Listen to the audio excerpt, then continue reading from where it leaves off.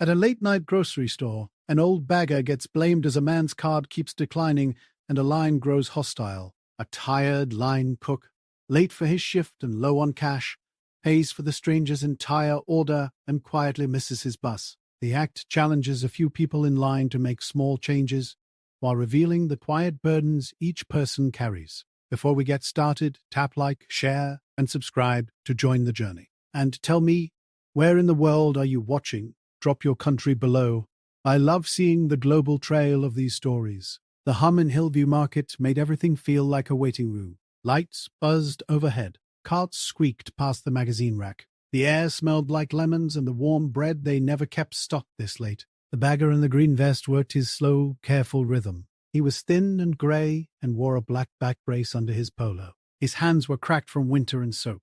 He tucked a cold loaf into a paper bag like it was fragile. He said evening, the same way to everyone. Most people didn't hear him or pretended not to. It was the hour when people stared at their phones and kept their lives small. He stacked paper towels so the word strong lined up in a neat wall. He bent to pick up a receipt and slid it into his pocket. He glanced toward the front doors every time they made that soft whoosh, like he was listening for a weather change. The cashier at Register 3, a young woman with glitter nails and a tired bun, scanned without looking up. Beep, beep, beep.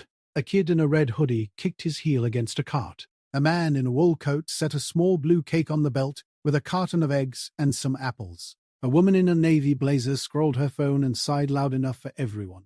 And a glass jar of pasta sauce slid from a basket and burst. It smacked the tile and let out a red bloom. The sound turned heads. The bagger stepped toward it on instinct, then winced and put a hand to his lower back. The manager in the tie looked over and made a scissor motion with his fingers for someone to get the wet floor sign. The woman in the blazer made a face. Great, she said to no one. Can we be any slower? The bagger crouched anyway. He pulled a wad of brown paper towels from the metal dispenser and wiped the sauce toward the open dustpan. His knuckles came up dotted with red. The kid in the hoodie said, Gross? The woman in the blazer aimed her comment at the bagger like a dart. You know, they should have younger people doing this, she said. It's like watching paint dry. The manager didn't say anything to her. He looked past the bagger and waved a stock boy over with a chin lift. The belt kept crawling. The cashier said, Hi, how are you? In a voice that meant we both know what time it is. She kept scanning. The man in the wool coat watched the blue cake box with his hand hovering like he could keep it steady with thoughts. He had a short beard and a tired mouth. He stared at the card machine like it could help him out of his life. The man in the wool coat put his card in again. The machine blinked. Please, wait. It blinked for a long time, and then it didn't blink at all. Declined. The man cleared his throat. He swiped his card on his jeans like the stripe of denim would fix it, and tried again. The machine made the same sound it made for everyone, no judgment, but the line put their weight on one foot and then the other. The woman in the blazer raised her eyebrows at the ceiling, and then rolled them at the bagger, who was still on the floor with the red mess. He's slowing the whole store, she said, like he was a person none of them could hear. Sometimes it does that, the cashier said. Her voice got softer at the end. Do you want to try it as credit? She had taped a smiley face over a crack in the edge of the counter. The manager walked by and didn't stop, all radio and keys and busy. Beep. The bagger stood up, stiff, and went to the end of the lane. He lifted a bag with both hands like it was heavy, even when it wasn't. The man in the coach checked his wallet like money could appear if he stared hard. He had a stack of ones, some quarters, a transit pass with a cracked corner, a grocery list folded in half and folded again. He nodded like he had decided not to mind and said, Maybe. Maybe just the milk and the apples. His face went pink over his mask from the kind of embarrassment that slides in like a draft. The kid in the hoodie looked from the man to the cake and back. The woman in the blazer did a small stage laugh. If you can't afford the things, move to the side, she said, and tapped her phone like she was hitting the whole world with it. The bagger set a bag on the rack and reached for the cake like he might put it back and hated that job more than the back pain. He caught the man's eyes for half a second. There was a tiny nod there. A thank you. That wasn't for anything yet. The manager looked at the line and did that clap all managers do when they want speed to appear out of air. The cashier looked like she wanted to crawl under the counter and live there until morning. The guy in the black cook pants stepped forward. He had a baseball cap pushed back on his head and a backpack slung over one shoulder. His forearms had grease shadows and a small tattoo of a fork. A bus pass dangled from his lanyard. He had 2 energy drinks, a bundle of ramen, and a pack of socks on the belt. He put a hand out. "I'll cover it," he said to the cashier first, not to the man. His voice didn't ask for permission. It was flat and easy, like he said that sentence all the time. The cashier blinked like she had to reboot. "All of it?" she asked. The man in the coat shook his head quick. "No, you don't," he started. The cook was already pulling his wallet. There were not a lot of bills inside. He took out a card with the bank's logo, rubbed almost white at the edges. He pushed his own stuff aside. "Ring his first," he said, "please." He kept his eyes on the cashier, and not on the woman in the blazer, or the man with the cake, or the bagger with the careful hands. The woman in the blazer opened her mouth to say something, and then closed it, because of the way he was standing, steady, not looking at her. It said, "This is not a debate." The kid in the hoodie had stopped kicking the cart. The cook stared at the numbers. The price clicked up. Milk, apples, eggs, rice, the blue cake, paper plates, a bag of salad, a small candle with a 7 on it, which nobody had noticed until the drawer opened and the cook's card went in, and the machine went "please wait" again, and then approved. The cook breathed out like he had been holding something heavy. He pulled 2 of his own items off the belt. He put the energy drinks back on the display without the cracking plastic sound people make when they're mad. He kept the socks. He slid the small candle into the man's bag without saying a word. He lifted the bags off the rack and balanced them at his sides.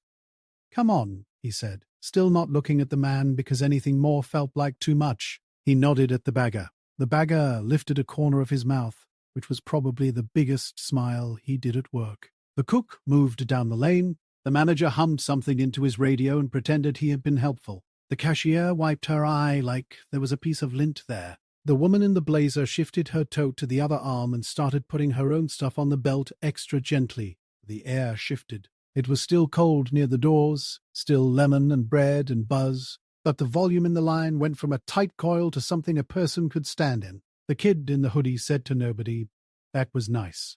The cashier nodded without looking up because if she looked up, it might be a whole thing. The bagger straightened a stack of brown bags like he was smoothing a bedspread. He picked up the broken jar, barehanded now, like a man who had been given the smallest break and knew how to stretch it. Nobody clapped. Nobody gave a speech. The cook didn't explain himself with a story about his mum or a quote he read on a wall. He just carried the bags to the doors. The man in the coat walked beside him with the cake tucked under one arm, careful not to tilt it. The automatic doors sighed them out like a secret kept between people. Outside, the night was the same cold. The parking lot lights threw hard white circles onto blacktop. A bus went by 2 blocks down, the driver, a blue shape behind the glass. The cook's phone buzzed with a text. "Where you at?" He glanced at the time. It was later than he could afford. They stopped by the curb where the painted lines cracked like dry riverbeds. The man in the coat looked at the cook's shoes and then his face. "I'll pay you back," he said, the lie thin and warm between them. The cook shrugged. "It's fine," he said. He didn't say he had tipped out half of what was in his wallet last night to his station partner who had a new baby. He didn't say his rent check had already done its soft hit against an almost empty account. He didn't say the socks were for his roommate who walked to the grill job in the snow. The man lifted the cake a little. "It's for my boy," he said. 7 today. His mom's got him tonight. I get him in the morning. I told him I'd bring the cake so we could do it again. He swallowed. Child support hit, and rent, and the bank called, and it's fine. It's just, it was the cake. The cook nodded. That was all he needed to know. He shifted the bags in his hands and set them on the curb. He rubbed his knuckles. There was a dot of blue icing on his skin where he had steadied the cake for a second. He looked down the street. A bus came and went. He could have run for it. He didn't run. He walked the man to an old sedan 3 rows over with a back seat full of construction dust and a booster seat. They loaded the bags. The man thanked him again in a voice that didn't ask for absolution. "He'll like the candle," he said. "He thinks 7 is a magic number now." The cook gave a short laugh that belonged to younger days. "It kind of is," he said, and then corrected nothing. He turned and trotted toward the street. He texted his boss with one thumb. "I'm 10. Sorry. Bus." He didn't add a story to it. The phone buzzed. "Don't make it 12. He tucked the phone away. Back inside, small edits began. The woman in the blazer picked up a pack of paper towels the bagger had left and set it on the right side of the display. "Sorry," she said. "Not loud, not for applause." The bagger nodded once, the same nod he gave the weather. The kid in the hoodie put a pack of gum back on the rack with both hands and then pulled his hood down, like maybe his head could hear better that way. The cashier pulled a tiny envelope from her purse under the counter. She wrote "short till" on it, with a heart that she scratched out after and dropped a 5 in. She slid it between the receipt printer and the plastic divider. The manager came by with a wet floor sign and set it himself next to the red mark on the tile.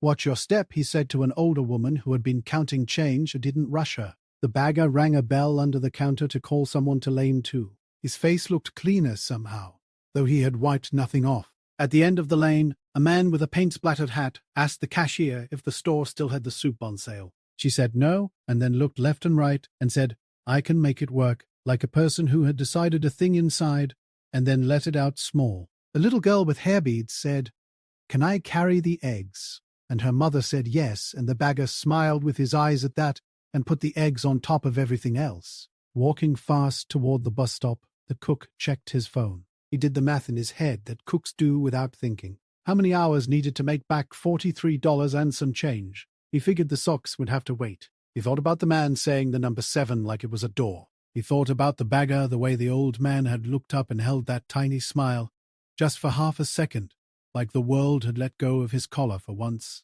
He wasn't a hero. He was a man with half-wet sneakers and a knee that clicked when he walked stairs. He was late. He would be wiping down a flat top for the next 8 hours. He would smell like onions and heat when he got home. And he would be tired in that way that makes a bed feel like a lake. But his chest didn't feel tight. He didn't think about the woman in the blazer or the way her voice had sounded. He thought about how quiet it had gotten after, about how the cashier had breathed properly, about the gift of nobody saying anything they didn't need to say, about how sometimes you spend your money and you get back a silence you can stand in. That felt like a trade, even if the math didn't respect it. The bus came around the corner. The light above the windshield read 14 downtown in tall green letters. He lifted his hand. His feet skidded a little on salt. He looked at his knuckle. The blue icing there had started to dry. He licked it off and tasted vanilla that had sat in a cold room too long. The doors opened with a sigh. Warm air hit his face. He stepped on and the bus rocked, and the fluorescent lights framed his cap like a halo he hadn't asked for.